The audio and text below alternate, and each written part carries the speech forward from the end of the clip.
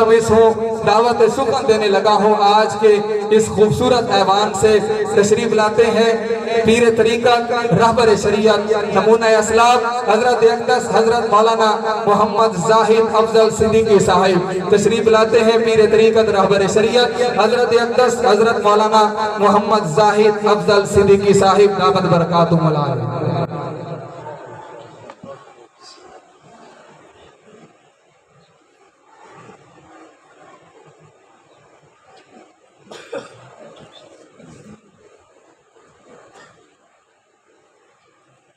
नहमदुहु व नुसल्ली अला रसूलिहिल करीम, अम्मा बाद।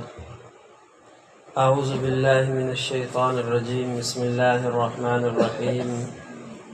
मुहम्मदुर रसूलुल्लाह, सदक़ल्लाहुल अज़ीम। दरूद शरीफ।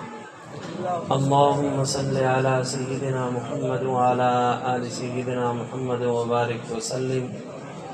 अल्लाहुम्मा सल्लि अला सय्यिदिना मुहम्मद व अला आलि सय्यिदिना मुहम्मद व बारिक व सल्लिम।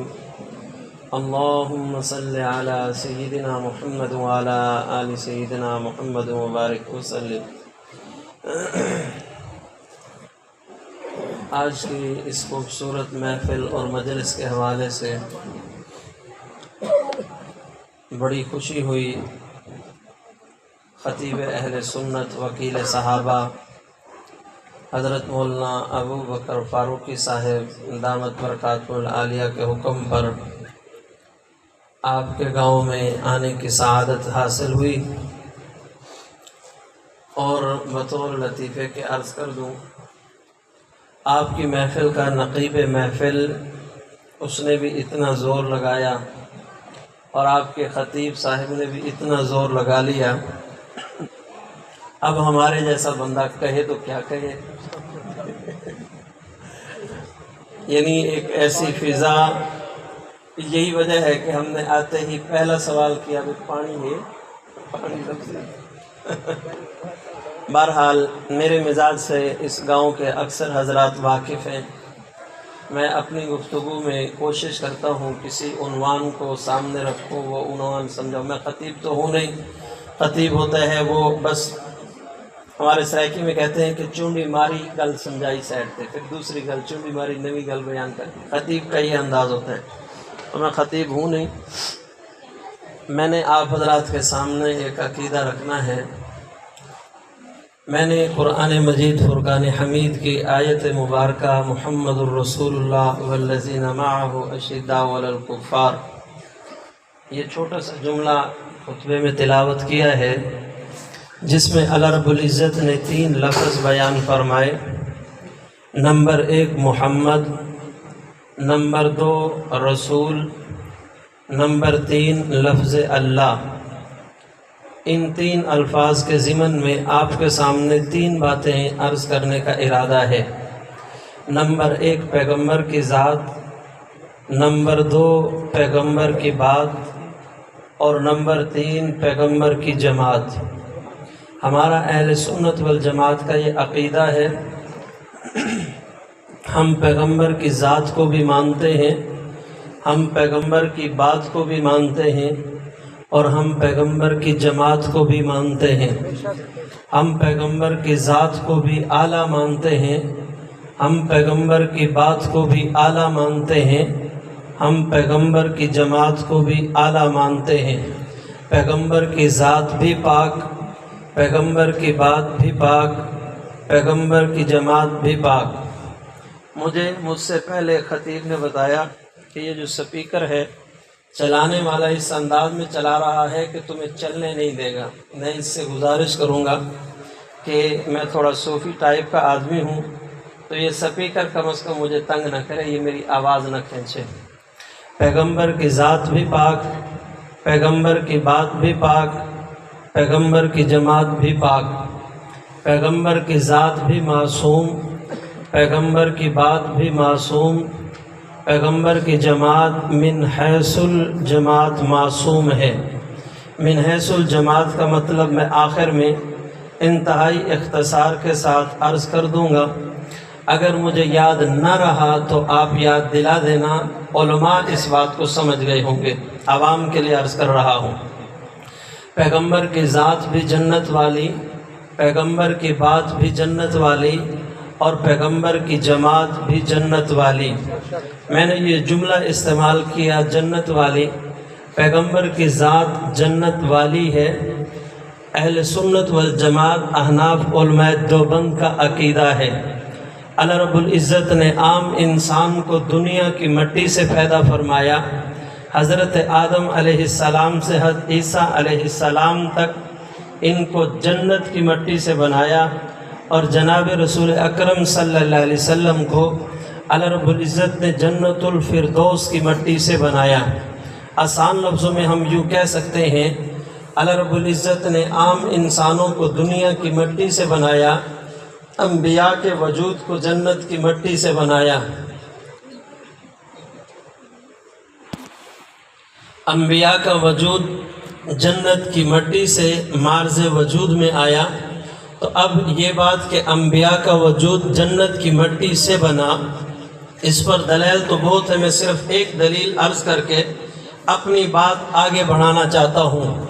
आप हजरात ने बारहा सुना होगा हज़रत इब्राहीम और इस्माइल का वाक़या। अल्लाह रब्बुल इज़्ज़त ने हुक्म दिया इब्राहीम को, बेटे इस्माइल को ज़बह करो। मैं वाक़या नहीं, अपने मतलब की बात यहाँ से लेना चाहता हूँ।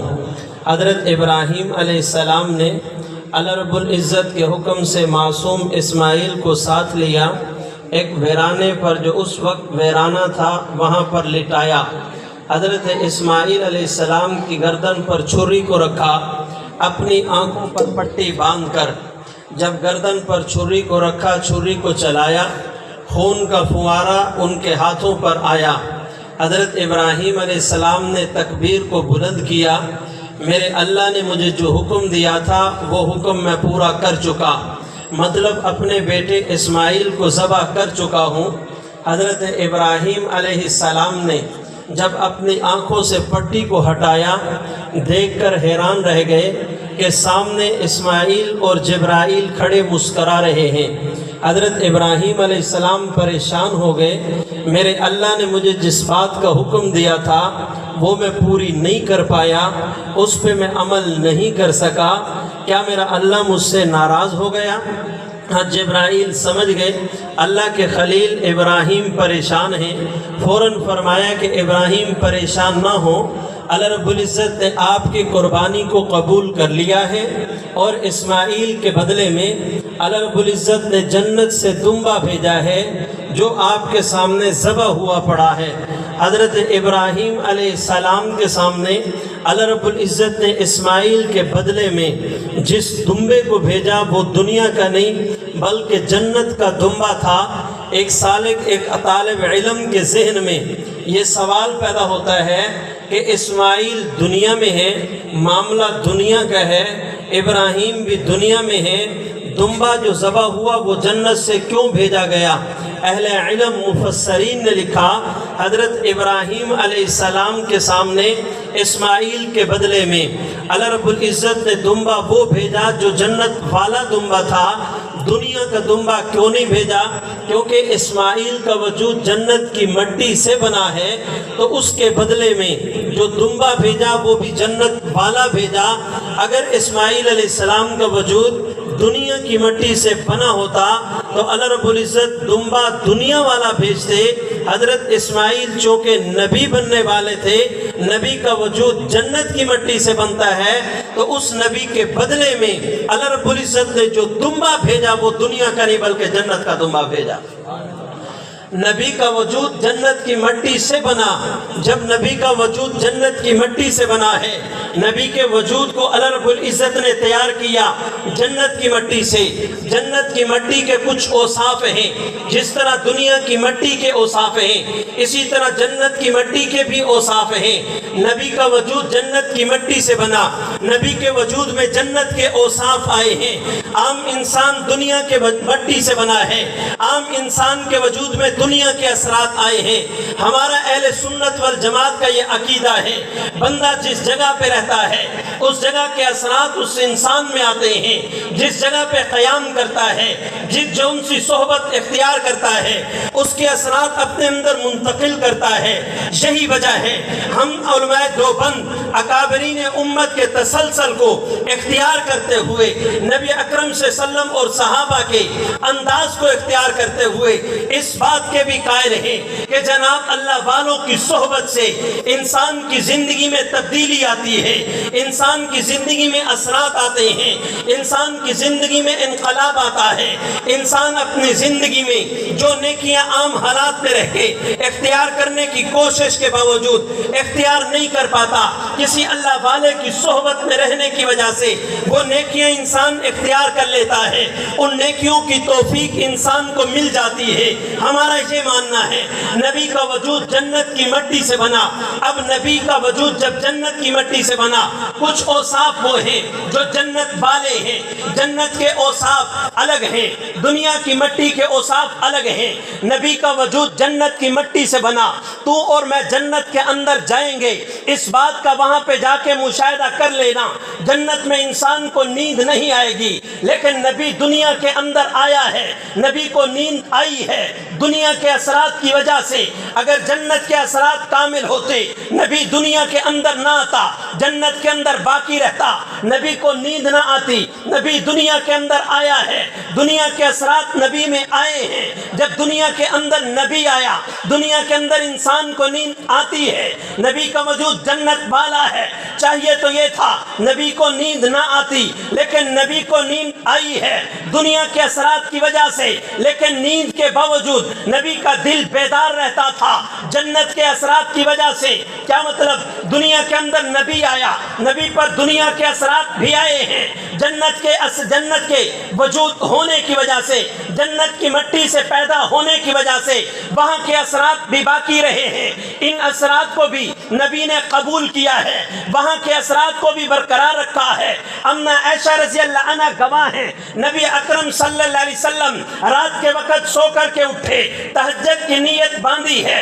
امام الانبیاء صلی اللہ علیہ وسلم نے جب تہجد کی نماز شروع کی، امنا عائشہ رضی اللہ عنہ نے سوال کیا، یا رسول اللہ آپ تو سو گئے تھے، آپ نے تو نیند کی ہے، آپ کھڑے ہو کر وضو کیے بغیر نماز کس طرح پڑھ رہے ہیں؟ اللہ کے محبوب صلی اللہ علیہ وسلم نے فرمایا، عائشہ نبی جب سوتا ہے نبی کا دل نہیں سوتا، نبی کی آنکھیں سوتی ہیں، نبی کا دل رب تعالیٰ کے دیدار میں مستغرق رہتا ہے، نبی کا دل جاگتا ہے، اس وجہ سے نبی کا وضو ٹوٹتا نہیں ہے۔ نبی دنیا کے اندر آیا ہے، دنیا کے اثرات بھی اس میں آئے ہیں، جنت کا وجود ہونے کی وجہ سے جنت کے اثرات بھی باقی رہے ہیں۔ تو اور میں جنت میں جائیں گے، اس بات کا مشاہدہ کر لینا، وہاں انسان کو پسینہ نہیں آئے گا۔ اب چاہیے تو یہ تھا، نبی کا وجود جنت کی مٹی سے بنا ہے، نبی جب دنیا کے اندر آیا نبی کو پسینہ نہ آتا، لیکن پسینہ آیا ہے، دنیا کے پسینہ آیا ہے، دنیا کے اثرات کی وجہ سے اس پسینے میں بدبو کی بجائے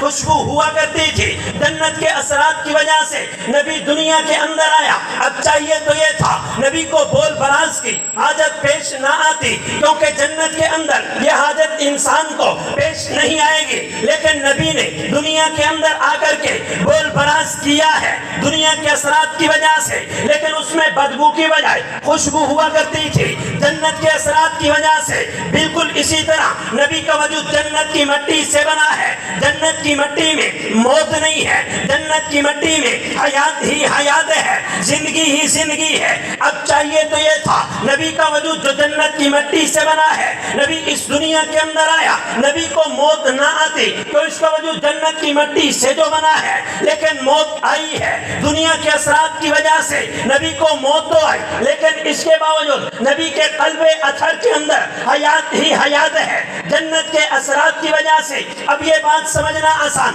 دنیا کے اندر نبی آیا ہے، نبی دنیا کے اندر آیا، جنتی وجود لے کر دنیا کے اثر کو بھی قبول کیا ہے، اور ہم یہی کہتے ہیں بندہ جہاں پہ رہتا ہے وہاں کے اثرات قبول کرتا ہے۔ نبی دنیا کے اندر آیا، جنت میں انسان کو نیند نہیں آئے گی، چاہیے تو یہ تھا نبی کو نیند نہ آتی لیکن نیند آئی ہے دنیا کے اثرات کی وجہ سے، لیکن اس نیند کے باوجود نبی کا وضو نہیں ٹوٹتا تھا، نبی کے قلب اطہر میں اس وقت بھی بیداری رہتی تھی۔ جنت کے اثرات کی وجہ سے نبی کا وجود جنت کی مٹی سے بنا ہے۔ نبی جب دنیا کے اندر آیا چاہیے تو یہ تھا جنتی وجود کو پسینہ نہ آتا، تو جنت میں پسینہ نہیں ہوگا، نبی کو پسینہ آیا ہے دنیا کے اثرات کی وجہ سے، لیکن اس پسینے میں بدبو کی بجائے خوشبو ہوتی تھی۔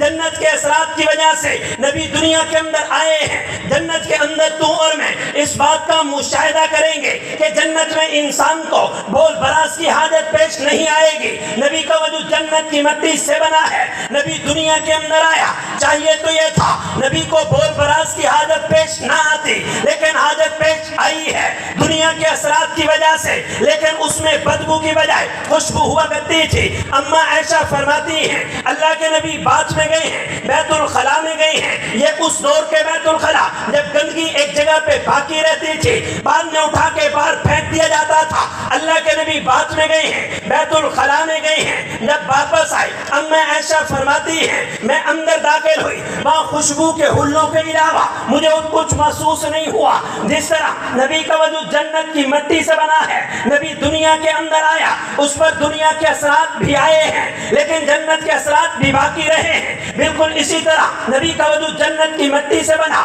نبی پر موت نہیں آنی چاہیے تھی لیکن موت آئی ہے دنیا کے اثرات کی وجہ سے، لیکن اس موت کے باوجود قلب اطہر میں حیات باقی رہی ہے جنت کے اثرات کی وجہ سے۔ میرے رب کا وعدہ جو ہے کل من علیہا فان، ہر ایک چیز کو ایک بار فنا حاصل ہونی ہے، یہ الگ بات ہے۔ فنا کے بعد انسان کو ہمیشہ کی بقا بھی جنت میں ملنی ہے۔ ہر انسان نے موت کا ذائقہ چکھنا ہے، اس وعدے کے انحصار نبی کو موت آئی ہے لیکن عام انسان کی طرح نہیں، جنتی وجود ہونے کی وجہ سے نبی کے دل میں ہمیشہ حیات رہی ہے۔ نبی کے ظاہر پر موت آتی ہے، نبی کے دل میں حیات باقی رہتی ہے۔ اس پر ایک دلیل قرآن مجید کی، مخالف فریق اسی آیت کو پیش کرتا ہے اِنَّكَ مَيِّتٌ وَإِنَّهُمْ مَيِّتُونَ، فرمایا بے شک اِنَّكَ محبوب آپ کو بھی موت نے آنا ہے، اور ان کو صحابہ کے بارے میں فرمایا ان کو بھی موت نے آنا ہے۔ یہاں قرآن مجید کی اس آیت کو دیکھیں، اگر دونوں کی موت ایک جیسی ہوتی تو اللہ رب العزت اِنَّكَ مَيِّتٌ وَإِنَّهُمْ مَيِّتُونَ نہ کہتے، بلکہ اِنَّكَ وَهُمْ مَيِّتُونَ کہتے۔ اصول خدا بندی یہ ہے جب ایک ہی لفظ قرآن مجید میں بالکل قریب بار بار آئے، اس کا تکرار آئے، ہر ایک کا مفہوم جدا ہوتا ہے۔ کلا سیعلمون، قرآن مجید سورہ نبا میں اس سیعلمون سے مراد نطفہ اولا ہے، ثم کلا سیعلمون، اس سیعلمون سے مراد نطفہ ثانی ہے۔ جب قیامت ساری دنیا ختم ہوگی، کلا سیعلمون ثم کلا سیعلمون، پھر ساری انسانیت کو کھڑا کیا جائے گا۔ جب قرآن مجید میں ایک لفظ تکرار کے ساتھ آ جائے، ہر ایک کا مفہوم جدا ہوتا ہے۔ سورہ رحمان میں بار بار اللہ رب العزت نے نعمتوں کی یاد دہانی کرائی ہے۔ ہر نعمت، ہر دفعہ جب لفظ استعمال کیا، نعمتیں دوسری گنوا کے استعمال کیا ہے۔ بالکل اسی طرح یہاں پر اگر وَهُمْ مَيِّتُونَ میں نبی کی موت شامل ہوتی، اِنَّكَ مَيِّتُ کہنے کی ضرورت نہیں تھی۔ نبی کی موت جدا ہوتی ہے، عام انسان کی موت جدا ہوتی ہے۔ اگر دونوں کی موت ایک جیسی ہوتی، اللہ رب العزت اِنَّكَ وَهُمْ مَيِّتُونَ فرماتے، اِنَّكَ مَيِّتٌ الگ کہا ہے، وَإِنَّهُمْ مَيِّتُونَ الگ کہا ہے۔ نبی کی موت جدا ہے، امتی کی موت جدا ہے۔ نبی کی موت الگ انداز میں ہے، امتی کی موت الگ انداز میں ہے۔ ایک فقہی مسئلہ بلکہ حدیث مبارکہ ہے، یہ مسئلہ بھی چلتا ہے آج کے دور میں۔ ہمارے بہت سارے ساتھی، ابھی تھوڑی دیر پہلے بھی بات چل رہی تھی، ہمارے بہت سارے ساتھی ایک بات کہتے ہیں کہ جب کسی علاقے میں فتنہ نہ ہو تو پھر اس پر بات کرنے کی ضرورت نہیں ہے۔ جب فتنہ ہی نہیں ہے تو بات کیوں کریں؟ میں کہتا ہوں آج کے دور میں جیب کے اندر فتنہ موجود ہے۔ آپ اپنے کسی مقتدی کو، مولانا آپ اپنے کسی مقتدی کو کسی قادیانی کا بیان نکال کے دکھائیں اور اسے کہیں کہ اس کی پہچان کرو، شکل سے پہچان نہیں کر پائے گا۔ शक्ल से पहचान नहीं होगी, हमने बताया नहीं। नतीजा क्या निकला? एक उल्लू का पट्ठा खड़ा होता है, वो कहता है सुनिया नु गुद्दी तू फड़ो, उन्होंने आखो सानू हाँ या ना च जवाब दो, सानू हाँ या ना च जवाब दो, गुद्दी तू फड़ो की? उन्होंने आखो दसो हजरत फातिमा अपना हक लैन गई सी या नहीं, हाँ या ना जवाब दो। अबू बकर ने दिता सी या नहीं, हाँ या ना जवाब दो। अब ये हाँ और ना में जवाब देने ने, जब आपने कहना ना वो गई थी लेकिन, इस लेकिन पर उसने नहीं आने देना। नतीजा क्या निकला?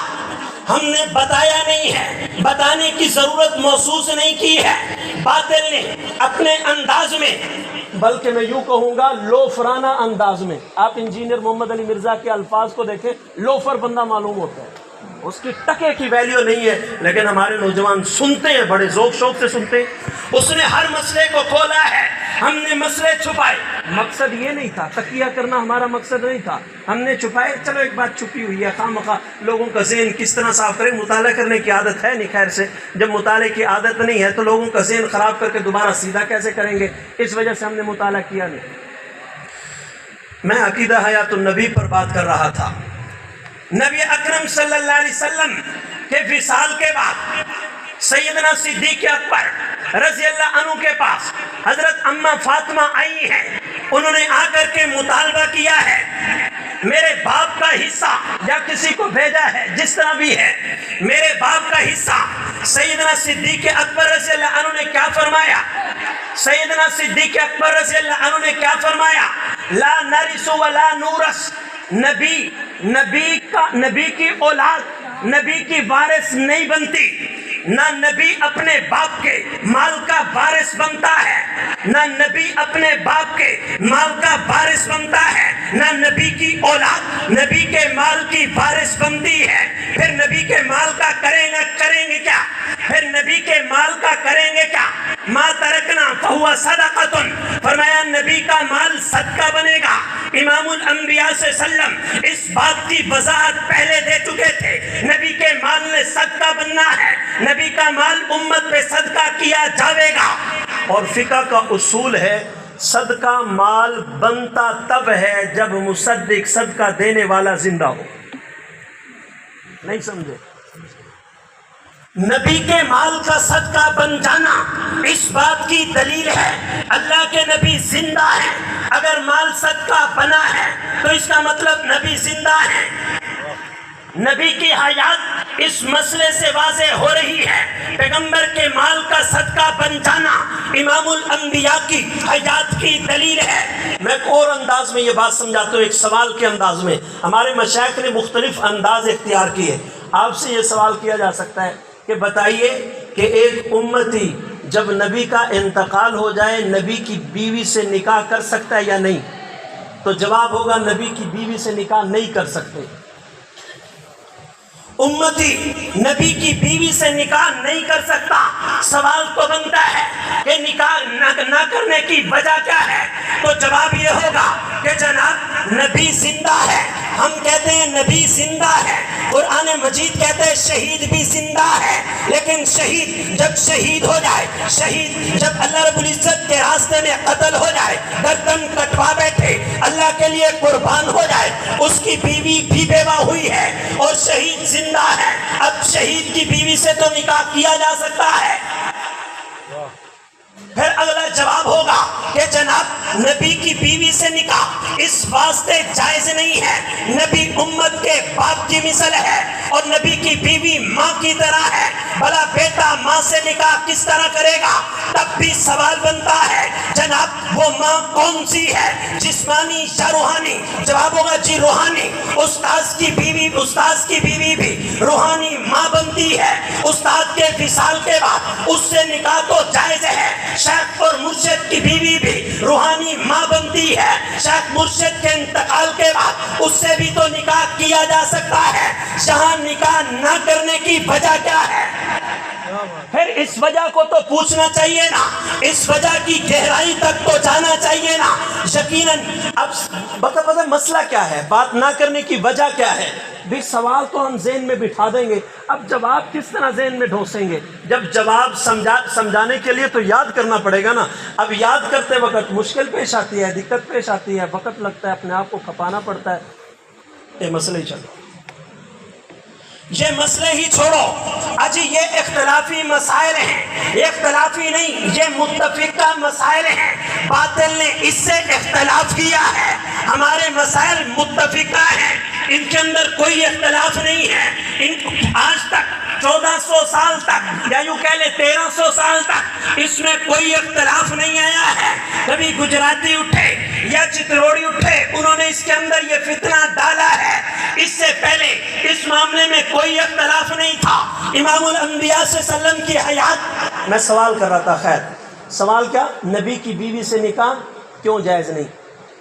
اب اس کے جواب کے لیے میں آپ حضرات کے سامنے ایک اور تشریح رکھتا ہوں۔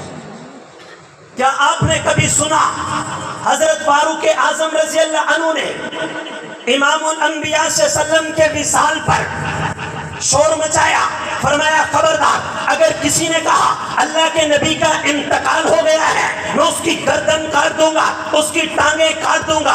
فاروق اعظم نے کیوں کہا؟ اس قدر جلیل القدر صحابی، اتنے بڑے مقام پر فائز ہونے والا صحابی، کیا موت کا اس نے انکار کیا ہے؟ اہل علم نے لکھا ہے فاروق اعظم وہ ہیں جو ہر معاملے کی تہ میں جاتے تھے۔ فاروق اعظم کی نظر امام الانبیاء کے دل پر تھی، امام الانبیاء کے قلب پر تھی، وہ دیکھ رہے تھے دل میں حیات باقی ہے تو مردہ کس طرح؟ جب دل میں حیات باقی ہے پھر وصال کی بات کس طرح؟ اب سمجھیے وہ اعتراض و اشکال۔ امام الانبیاء صلی اللہ علیہ وسلم نے فرمایا ان اللہ قبض ارواحکم، بے شک اللہ رب العزت تمہاری روحوں کو قبض کریں گے۔ اس حدیث مبارکہ میں روح نکالنے کے لیے لفظ قبض استعمال ہوا ہے۔ عربی میں قبض کے لفظ دو انداز میں استعمال ہوتا ہے۔ نمبر ایک، قبض استعمال ہوتا ہے کسی سے کوئی چیز لے کر یوں اس کو دبوچ لینا، اور ایک اپنے پاس کوئی چیز موجود تھی اس چیز کو انسان نے دبوچ لیا۔ یہ دو انداز میں لفظ استعمال ہوتا ہے۔ کہتے ہیں کسی چیز کی اگر پریکٹس کی جائے تو وہ بات آسانی کے ساتھ سمجھ آ جاتی ہے۔ گھڑی اتارے، رمال، یہ رمال مولانا کے پاس تھا، میں نے اس سے لیا ہے، اس کو کہیں گے کہ رمال اس کے پاس تھا، میں نے اپنے قبضے میں لے لیا۔ ایک یہ کہ میرے اپنے پاس رمال موجود تھا، میں نے اس کو دبوچ لیا، اس کو کہیں گے انہوں نے اپنے موبائل کو، اپنے رمال کو جناب اپنے ہاتھ میں لے کے حبس کر دیا ہے، اس کو دبوچ لیا ہے۔ بالکل اسی طرح موت بھی دو طرح کی ہوتی ہے، ایک ہے خروج روح، پورے بدن سے روح کا نکلنا، ایک ہے حبس روح، سر سے لے کر پاؤں تک ساری روح کا دل کے اندر جمع ہو جانا۔ نبی کی بیوی سے نکاح جائز اس وجہ سے نہیں ہے کیونکہ نبی زندہ ہے، نبی حیات والا ہے۔ جب نبی زندہ، نبی کی بیوی سے نکاح نہیں کر سکتے، وہی سوال آئے گا شہید بھی زندہ ہے تو اس کی بیوی سے تو نکاح کیا جا سکتا ہے، نبی زندہ، اس کی بیوی سے نکاح نہ کرنے کی وجہ کیا ہے؟ اہل علم نے لکھا ہے نبی کی بھی روح قبض ہوئی ہے، اور پھر نبی کی بھی روح قبض ہوئی ہے، شہید کی بھی روح قبض ہوئی ہے۔ شہید جب شہید ہوا سر سے لے کر پاؤں تک سارے بدن سے روح نکلی ہے، نبی کی روح اس طرح نہیں نکلی، سر سے لے کر پاؤں تک ساری روح دل کے اندر جمع ہوئی ہے، دل کے اندر آ کے حبس ہوئی ہے۔ شہید کی روح کو خروج روح کہتے ہیں، شہید کی روح قبض ہوئی، خروج روح کے انداز میں نبی کی روح قبض ہوئی، حبس روح کے انداز میں نبی کے سر سے لے کر پاؤں تک سارے بدن میں روح اللہ رب العزت نے دل کے اندر جمع کی ہے۔ شہید کے بدن سے روح نکلی ہے، جب شہید کے بدن سے روح نکلی ہے، بیوی نکاح سے نکلی ہے، نبی کی بیوی نکاح سے نکلی نہیں، کیوں؟ سر سے لے کر پاؤں تک سارے بدن سے روح نکلی نہیں ہے. جب روح دل کے اندر جمع ہے, دل کے اندر موجود ہے, تبھی فاروق اعظم کہہ رہے ہیں خبردار اگر تم نے کہا اللہ کے نبی کا انتقال ہو گیا ہے میں تمہاری ٹانگیں کاٹ دوں گا, تمہاری گردن اڑا دوں گا. اللہ کے نبی حیات ہیں, اللہ کے نبی زندہ ہیں, اللہ کے نبی کا انتقال نہیں ہوا. اور ادھر شہید کے بدن سے روح نکلی ہے. جب شہید کے بدن سے روح نکلی ہے, بیوی نکاح سے نکلی ہے, نبی کے بدن سے روح نکلی نہیں, بیوی نکاح سے نکلی نہیں. شہید کے بدن سے روح نکلی ہے, بیوی بیوہ بنی ہے, نبی کے بدن سے روح نکلی نہیں, بیوی بیوی ہے. نکاح بیوہ سے ہوتا ہے, بیوی سے نہیں. کچھ نہیں سمجھا.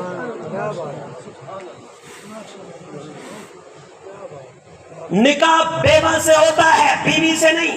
نبی کی بیوی بیوی ہے. اللہ کے نبی صلی اللہ علیہ وسلم نے صحابہ سے فرمایا, صحابہ ابھی میں سویا ہوا تھا, 2 فرشتے آئے آپس میں جھگڑنے لگے. ایک کہتا ہے اللہ کے نبی سو رہے ہیں, دوسرا کہتا ہے نہیں اللہ کے نبی جاگ رہے ہیں. یا رسول اللہ پھر ان میں سچا کون جھوٹا کون؟ فرشتے تو جھوٹے ہو نہیں سکتے. اللہ کے محبوب نے فرمایا دونوں سچے ہیں. فرمایا دونوں سچے ہیں. امام الانبیاء صلی اللہ علیہ وسلم کی ذات کو جب انسان سمجھتا ہے نا, یقین کرو بہت ساری متضاد چیزیں جڑتی ہیں, اور پھر جب جڑتی ہیں نا جڑنے میں کمال کر دیتی ہیں. میں آج ہی مطالعہ کر رہا تھا ایک اپنے بزرگ کی کتاب, انہوں نے فرمایا اللہ کے نبی نبی اول بھی ہیں, نبی آخر بھی ہیں. حضور نبی اول بھی ہیں, نبی آخر بھی ہیں. ایک طالب علم کے ذہن میں سوال آنا چاہیے, ایک ہی بندہ اول بھی ہو آخر بھی ہو, یہ کیسے ممکن ہے؟ صفحے اول میں بھی ہو, صفحے آخر میں بھی ہو, یہ کس طرح ممکن ہے؟ اگر اس طرح کے سوالات سمجھ. اچھا یہ جو میں نے تعبیر پیش کی ہے نا کہ بدن سے ان اللہ قبض ارواحکم, پورے بدن کے اندر دل کے اندر روح حبس ہوئی ہے, یہ میں نے تعبیر پیش کی ہے قاسم العلوم والخیرات حضرت مولانا قاسم نانوتوی رحمۃ اللہ علیہ. جب اس طرح کے مسائل آتے ہیں رب کعبہ کی قسم, پھر قاسم نانوتوی ہی سمجھاتا ہے. ہم نے اپنے بڑوں کو لیے, آج کل ذاکر نائک کے خلاف ترتیب چل رہی ہے, میں تو اس کے حق میں نہیں ہوں, اگرچہ میں ان لوگوں کی بات کر رہا ہوں اور کرتا ہوں اکثر جو ان کے کافی خلاف ہیں, لیکن میں اس بات کے حق میں نہیں ہوں. لیکن میں اتنا خانہ خدا میں بیٹھ کے کہہ سکتا ہوں آپ ذاکر نائک کو سنو اور مولانا قاسم نانوتوی کو پڑھو, آپ کو پتہ چلے گا ذاکر نائک کے پاس اپنا کچھ ہے نہیں, یہ سب کچھ قاسم نانوتوی سے لے رہا ہے, یہ ہمارے بڑوں کی کتابوں سے لے رہا ہے. نانوتوی رحمۃ اللہ علیہ نے اس عقدے کو کھولا ہے کہ میرے نبی نبی اول بھی ہیں, نبی آخر بھی ہیں. اس کو سمجھیں. نانوتوی رحمۃ اللہ علیہ فرماتے ہیں جیومیٹری سے پرکار نکالو اور یہاں دائرہ بناؤ. میں یہ سمجھا رہا ہوں ہمارے نبی نبی اول بھی ہیں, نبی آخر بھی ہیں. ہمیں فرمایا جیومیٹری نکالو اور یہاں دائرہ بناؤ. اب یہاں پر جہاں پہ پرکار کو رکھا ہے اس کو مرکز دائرہ کہتے ہیں, اور یہ جو باہر سے لکیر بنائی ہے اس کو دائرہ کہتے ہیں. فرمایا بالکل اسی طرح ہمارے نبی امام الانبیاء صلی اللہ علیہ وسلم مرکز دائرہ نبوت ہیں. حضرت آدم سے عیسیٰ علیہ السلام تک یہ دائرہ نبوت ہیں. ہمارے نبی مرکز دائرہ نبوت ہیں. آپ دائرہ بنانے لگے ہیں, یہاں پہ پرکار کو رکھا ہے, یہاں دائرہ بنا, درمیان میں مرکز بنا سب سے پہلے ہے, مرکز دائرہ بنا سب سے پہلے ہے, لیکن نظر سب سے بعد میں آتا ہے. جب پرکار اٹھاؤ گے, اوپر تو پرکار کا کونا پڑا ہے, پرکار کا کونا پڑا ہے, مرکز دائرہ بنا پہلے ہے, نظر بعد میں آتا ہے. فرمایا بالکل اسی طرح ہمارے نبی کو نبوت ملی پہلی ہے, اظہار سب سے آخر میں ہوا ہے. اس کو یوں کہیں گے ہمارے نبی نبی اول ہیں وجود نبوت میں, اور نبی آخر ہیں ظہور نبوت میں. ہمارے نبی نبی اول بھی ہیں, نبی آخر بھی ہیں. اس طرح کی میرے ذہن میں بہت ساری اس طرح کی مثالیں آ رہی ہیں. میں نہیں چاہتا, امام ربیع الاول کا مہینہ ہے تو عرض کرتا چلوں. امام الانبیاء صلی اللہ علیہ وسلم اما عائشہ رضی اللہ عنہا وقطعن ایدیہن, فرمایا کہ مصر کی عورتوں نے حضرت یوسف علیہ السلام کو دیکھا اپنی انگلیاں کاٹ ڈالی، انہیں احساس تک نہ ہوا، اپنی انگلیاں کاٹ ڈالی، احساس تک نہ ہوا۔ اس موقع پر انہوں نے ایک جملہ کہا اور ایک کام کیا۔ جملہ کیا کہا؟ ما ھذا بشرا ان ھذا الا ملک کریم، یہ بشر ہے، یہ بشر ہے، ارے یہ بشر کیسا؟ اہل علم نے لکھا ہے، اہل علم نے لکھا ہے اللہ رب العزت نے انسان میں دو وصف رکھے ہیں، بہمیت اور ملکیت، جانور پن فرشتہ پن، ڈنگر پن فرشتہ پن، منمانی اور ماننے والا وصف۔ میں نے ایک لفظ علماء کے لیے بولا ہے، ایک طلباء کے لیے بولا ہے اور ایک عوام کے لیے بولا ہے۔ یہ دونوں وصف اللہ رب العزت نے انسان کے اندر رکھے ہیں۔ جب یہ دونوں وصف اللہ رب العزت نے انسان کے اندر رکھے، جب انسان نے ڈنگر پن کو اختیار کیا تو قرآن نے کیا کہا؟ اولئک کالانعام، یہ تو جانور ہیں، بل ہم اضل، اس سے بھی بدتر ہیں۔ سوال تو ذہن میں آنا چاہیے کہ جانور سے بدتر کیوں کہا؟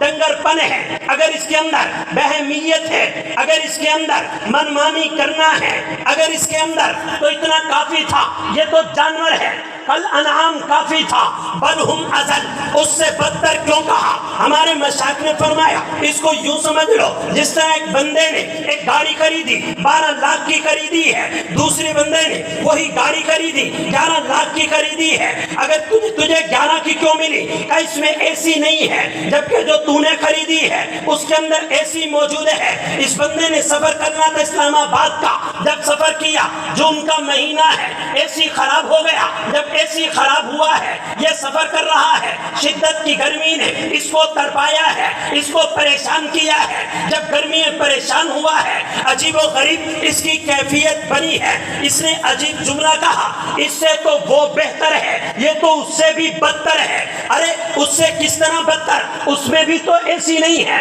اور بھائی ملی بھی تو وہ 11 کی ہے، ملی بھی تو 11 کی ہے، آپ نے یہ جملہ کیوں کہا؟ جی اس واسطے اس کی قیمت کم ہے، اس کے باوجود وہ یہی کیفیت اختیار کیے ہوئے ہیں، یہاں بھی ایسی نہیں، وہاں بھی ایسی نہیں، یہ جملہ کہا۔ بالکل اسی طرح انسان کے لیے الانعام اتنا کافی تھا نہیں، فرمایا بل ہم اضل اولئک کالانعام بل ہم اضل، یہ جانور نہیں، جانور سے بھی بدتر ہے، جانور سے بھی گیا گزرا ہے۔ کیوں؟ اس کے اندر فرشتے والی صفت بھی تھی، پھر بھی اس پہ عمل نہیں کیا، بلکہ اس صفت کو اختیار کیا ہے جو بہمیت والی ہے، ملکیت کو بھلا بیٹھا ہے، جانور پن کو ڈنگر پن کو اختیار کیا ہے، فرشتے پن کو اس نے چھوڑ دیا ہے۔ عجیب بات یہ ہے وقتانا عید، میں اصل میں اس دوسرے جملے پر جانا چاہتا تھا، بات درمیان میں یہ چھڑ گئی۔ وقتانا عیدیہن، ایک جملہ کہا انہوں نے، ان ھذا الا ملک کریم، ما ھذا بشر، یہ بشر ہے، یہ انسان ہے۔ اب اس سے کچھ لوگ فائدہ اٹھانے کی کوشش، ہاں یہی تو ہم کہتے ہیں، یہ کوئی انسان ہے، یہ کوئی بشر تھوڑی ہے۔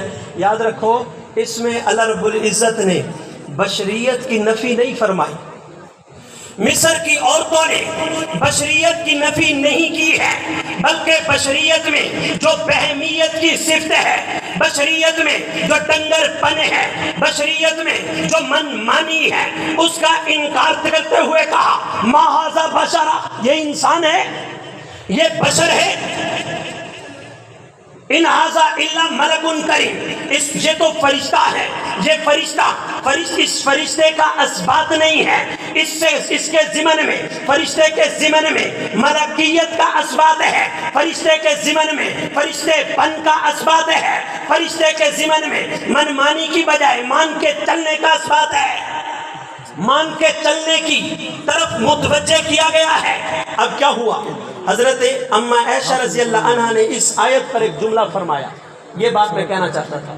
مصر کی عورتوں نے، اما عائشہ فرماتے ہیں مصر کی عورتوں نے یوسف کو دیکھا، انگلیاں کٹوا دی، اگر میرے محمد کو دیکھ لیتی تو دل کاٹ بیٹھتی، صلی اللہ علیہ وسلم، میرے محمد کو دیکھ لیتی دل کاٹ بیٹھتی۔ اما عائشہ نے یہ جملہ کیوں فرمایا؟ میں بڑا اختصار کر رہا ہوں. اما عائشہ رضی اللہ عنہا نے یہ جملہ اس واسطے فرمایا کہ امام الانبیاء صلی اللہ علیہ وسلم یہ مرکز الحسن ہے، یہ مرکز نبوت ہے، یہ منبع الاوصاف ہیں. باقی انبیاء مجموع الاوصاف ہیں. امام الانبیاء یہ مرکز الاوصاف ہیں، باقی انبیاء مجموع الاوصاف ہیں. امام الانبیاء سے اوصاف نکلتے ہیں، باقی انبیاء کو ملتے ہیں. امام الانبیاء کی مثال چشمے کی ہے، باقی انبیاء کی مثال تالاب کی ہے. امام الانبیاء سے اوصاف نکلے، کیا مطلب؟ نبی رحمت مرکز حسن ہے، حضرت یوسف شاخ حسن ہے. نبی رحمت مرکز حسن ہے، حضرت یوسف شاخ حسن ہے.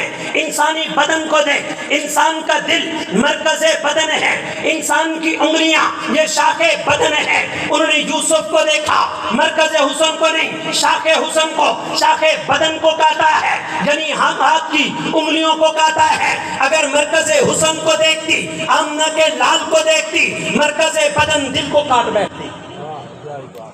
اگر مرکز بدن کو دیکھتی، مرکز حسن کو دیکھتی، مرکز بدن کو کاٹ بیٹھتی. خیر، میں عرض کر رہا تھا امام الانبیاء صلی اللہ علیہ وسلم اپنے روزے مبارک میں حیاتے ہیں. سیدنا صدیق اکبر نے فرمایا فاروق اعظم وہ ہیں جو ہر معاملے کی تہ کو دیکھتے ہیں. جی دل مبارک میں حیات باقی ہے، میں اللہ کے نبی کو کس طرح کہہ دوں انتقال ہو گیا ہے. صدیق وہ ہے جو مزاج شناس نبوت ہے، پیغمبر کے مزاج کو سمجھنے والا ہے، جو ظاہر و باطن دونوں دیکھنے والا ہے. صدیق اکبر نے فرمایا عمر تم نے دیکھا نہیں جب اللہ کے نبی سوتے تھے دل مبارک بیدار رہتا تھا، ہم پھر بھی کہتے تھے اللہ کے نبی سو گئے ہیں. بالکل اسی طرح آج اگرچہ دل مبارک میں حیات باقی ہے، کہنا پڑے گا انتقال ہو گیا ہے، کہنا پڑے گا وصال ہو گیا ہے. ایک الو کے پٹھے نے یہ جملہ کہا کہ جی ادھر کہتے ہو اللہ کے نبی صلی اللہ علیہ وسلم کا انتقال نہیں ہوا، حیات مانتے ہو، اور ادھر دوسروں سے لڑتے ہو کہ 12 کو تو وفات ہے. ہم ان سے کہتے ہیں اللہ کے نبی کی حیات کے قائل ہیں، اور اہل سنت والجماعت میں جڑے رہیں، اسی میں لگے رہیں. اس کے لیے ضروری ہے عقیدہ حیات النبی ماننا، اس کے بغیر نہیں. خیر، امام الانبیاء صلی اللہ علیہ وسلم نے فرمایا صحابہ سے جب تم میرے روزے پر آیا کرو میرے وصال کے بعد تب مجھ پہ سلام پڑھنا. صحابہ نے عرض کی یا رسول اللہ انسانی بدن کو تو مٹی کھا جاتی ہے. امام الانبیاء صلی اللہ علیہ وسلم نے فرمایا اللہ رب العزت نے مٹی پر حرام فرما دیا ہے کہ وہ انبیاء کے وجود کو کھائے. میں اس کو ایک اور لفظوں میں کہوں گا، جنت کی مٹی کو، جنت کی مٹی سے بنے وجود کو دنیا کی مٹی کھا نہیں سکتی. اس کی ویلیو کا آپ سوال کر سکتے ہیں. نبی کا وجود جنت والا جس جگہ پہ سوئے ہیں وہ بھی تو جنت ہے، تو جنت کی مٹی کو تو کھا سکتی ہے. ہم کہتے ہیں نا نبی کا وجود جنت والا جہاں پہ مجبن ہے وہ جگہ وہ مٹی بھی جنت والی، مٹی کو کھائے. یہ مٹی کا عیب ہے، جنت کی مٹی عیب سے پاک ہے. جنت کی مٹی کے اندر عیب نہیں ہے، جنت کی مٹی عیوب سے پاک، وہاں کی ہر چیز عیب سے پاک، وہاں کی ہر چیز عیب سے پاک ہے. میں نے کہا تھا صحابہ کو ہم معصوم مانتے ہیں من حیث الجمال. اس کی تشریح مختصراً عرض کر دیتا ہوں تفصیل میں جائے بغیر. میں دیکھ رہا ہوں مجمع جا رہا ہے، اور ایک بڑا مجمع یہ بھی دیکھ رہا ہوں جو مکمل طور پر میری طرف متوجہ ہے. ہمارے حضرت شاہ اسماعیل شہید رحمۃ اللہ علیہ کا واقعہ ہے. فرمایا ہم تو ایک کو سنانے کے لیے آتے ہیں، نبی من حیث الجماعت معصوم ہے. میں ایک مثال دیتا ہوں، امید ہے آپ سمجھ جائیں گے. مثال سے نبی بکھرتا ہے صحابہ بنتے ہیں، نبی سمٹتا ہے صحابہ سمٹتے ہیں، نبی بنتا ہے. ایک مثال سے سمجھو، جب چاند بکھرتا ہے ستارے بنتے ہیں، ستارے سمٹتے ہیں، چاند بنتا ہے۔ بالکل اسی طرح جب امام الانبیاء بکھرتے ہیں، عدل، پیغمبر صلی اللہ علیہ وسلم کا عدل، پیغمبر حجت، پیغمبر معصوم، جب یہ بکھرتے ہیں تو محفوظ بنتے ہیں۔ جب صحابہ اکٹھے ہوتے ہیں تب نبوت کی طرح معصوم بن جاتے ہیں۔ جب صحابہ سمٹتے ہیں تو نبوت کی طرح معصوم بن جاتے ہیں۔ یہی وجہ اجماع صحابہ کا منکر کافر ہے۔ یہی وجہ اجماع صحابہ کا منکر گویا کہ نبوت کی بات کا منکر ہے۔ ہم پیغمبر کی ذات کو بھی مانتے ہیں، پیغمبر کی بات کو بھی مانتے ہیں۔ بات کو کس طرح؟ مولانا یوسف لدھیانوی شہید رحمت اللہ علیہ نے آپ کے مسائل ان کا حل 10ویں جلد کے اندر صاف لکھا ہے۔ جو عقیدہ حیات النبی کا منکر ہو اس کا بیان سننا گناہ ہے، اس کا بیان سننا ناجائز ہے، اس کے بیان سے گمراہی ملے گی۔ میرے ایک پیر بھائی ہیں، پیر محمد علی، ہمارے مولانا ظفر اقبال صاحب انہیں جانتے ہیں، کراچی کے ہیں، بلکہ میں یوں کہوں تو غلط نہ ہوگا، ہمارے حضرت جی کے محبوب ترین خلفاء میں سے، ہمارے حضرت جی کے محبوب ترین خلفاء میں سے۔ ایک مرتبہ انہوں نے مجھے یوٹیوب چینل کا ایک تصویر شاٹ کھینچ کر مجھے سینڈ کی۔ میں نے دیکھا انہوں نے میرے 3-4 بیان وہ سن رکھے تھے اور ایک بیان تقریباً 20 منٹ سے اوپر سن چکے تھے۔ میں نے ان سے کہا حضرت آپ اتنے بڑے آدمی، اور وہ واقعتاً بہت بڑے آدمی ہیں، ہم جیسے فقیروں کا بیان سننے کی آپ کو کیا حاجت پیش آئی؟ انہوں نے عجیب جملہ فرمایا کہ ہم نے اپنے بڑوں سے سنا کہ انسان جب بیان سنتا ہے تو صرف الفاظ کانوں میں داخل نہیں ہو رہے ہوتے، اس کی باطنی کیفیت بھی دل میں داخل ہو رہی ہوتی ہے۔ جب بیان سنا جاتا ہے یا کیا جاتا ہے اس کی باطنی کیفیت بھی اندر داخل ہو رہی ہوتی ہے۔ تو ہم یہ سمجھتے ہیں ان کا عقیدہ اپنی جگہ، لیکن وہ ہمیں قرآن سنائیں گے، ہم ان کا غلط بات، صحیح بات دیوار پر بھی لکھی ہو تو مان لیں، غلط بات ہے یہ کیوں لکھی ہوئی تو مان لینی چاہیے بات۔ بہرحال دعا ہے کہ حق جل شانہ آج کے اس پروگرام کو اپنی بارگاہ میں قبولیت عامہ اور تامہ نصیب فرمائے۔ ہمارے حضرت مولانا ابو بکر فاروقی صاحب میں دیکھ رہا ہوں، ان کے آنے سے ایک بڑا خوبصورت نظم جو ہے وہ تیار ہو چکا ہے اور یہ گلشن مزید پھل پھول رہا ہے۔ اللہ تعالیٰ اس کو مزید ترقیاں نصیب کرے۔ میں ساتھیوں سے عرض کیے دیتا ہوں، کچھ کمزوری، بلکہ کمزوریاں نہیں، اللہ نے ایک مقام دیا ہے، ایک فن دیا ہے، ایک شان دی ہے، تو اس فن کا فائدہ اٹھاتے ہوئے پورے ملک میں یہ جہاں پر بھی بیان کریں گے نام تو آپ کا روشن ہوگا۔ جہاں پر گفتگو کرنے کے لیے جائیں گے، جہاں بیان کرنے کے لیے جائیں گے، نیکی کی بات کرنے کے لیے جائیں گے، پھر کہاں سے؟ چنو سے، میاں چنو 102-15 ہیں، وہاں کے خطیب ہیں، وہاں کے امام ہیں، تو آپ کا نام روشن ہوگا۔ آپ کو میں جہاں پر اس وقت تدریس کر رہا ہوں، یہاں آپ کے پاس آنے ہی والا تھا، بس ایک تھوڑا سا جھٹکا باقی تھا کہ وہ جھٹکا پیچھے کی طرف لگ گیا، وہ بھائی عتیق صاحب جانتے ہیں۔ تو اس میں میرا ایک مخالف تھا، میں خانہ خدا میں بیٹھا، میرا مخالف تھا، 3 سال سے میرے پیچھے نماز نہیں پڑھ رہا تھا۔ کس وجہ سے؟ اس کی ہوئی تھی اس کے چاچو کے ساتھ لڑائی، تو اس لڑائی کے بعد اس کے چاچو کے بچے نے مدرسے سے کچھ چیزیں اٹھائی، مجھے پتہ چل گیا، ہم نے اسے پکڑ لیا۔ تو جب وہ سفید ریچھ تھا اس کا چاچو، میرے پاس معافی مانگنے کے لیے آیا، تو میں نے معاف کر دیا۔ بندہ، ہم دوسروں کو سمجھاتے ہیں معاف کرو تو خود تو معاف کرنا پڑتا ہے، تو وہ مجھ سے ناراض ہو گیا۔ وہ ہماری انتظامیہ کا چیئرمین تھا، وہ ناراض ہو گیا اور اس نے میرے پیچھے نماز پڑھنی چھوڑ دی، اور 3 سال تک میرے پیچھے نمازیں نہیں پڑھی۔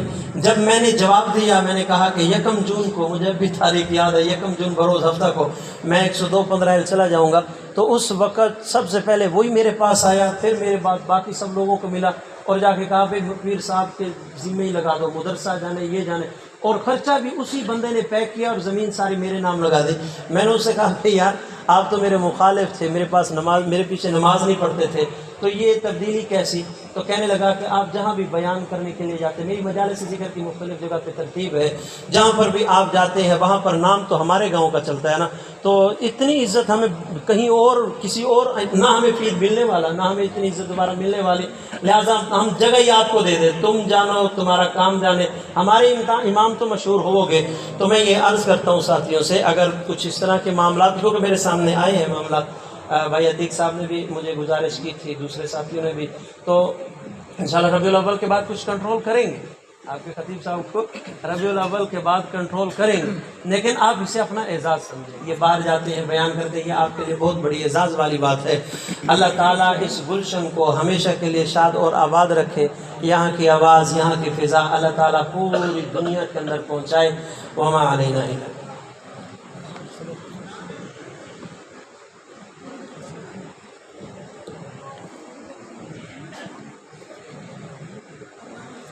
बस हमारा प्रोग्राम इख्तिताम की तरफ पहुंच चुका है।